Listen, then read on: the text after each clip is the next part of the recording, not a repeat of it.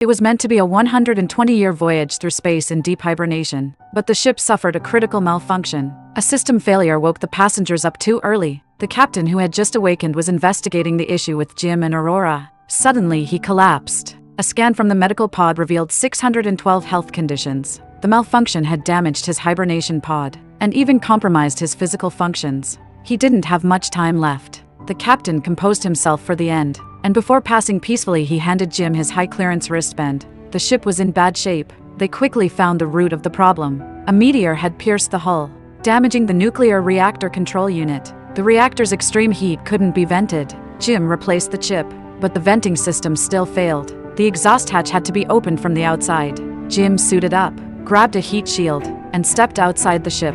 He made his way to the exhaust duct, opened the hatch, and then sealed it behind him as he left. The reactor temperature kept rising. An explosion seemed inevitable.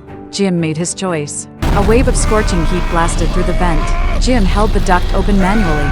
His suit was barely holding up. The force of the release hurled him out of the tunnel. The venting worked, but Jim's tether snapped. His suit was punctured. He was drifting helplessly and freezing to death in open space. Aurora threw on a suit and went after him, but the tether wasn't long enough. She couldn't reach him. At the last moment, she grabbed hold of his broken tether and pulled him back to safety. Jim later discovered that the medical pod could only support one person in hibernation. He wanted Aurora to go back to sleep, but she chose to stay. She chose to live out the journey with Jim. 88 years later, the ship reached its destination. The hibernation pods awakened the other passengers.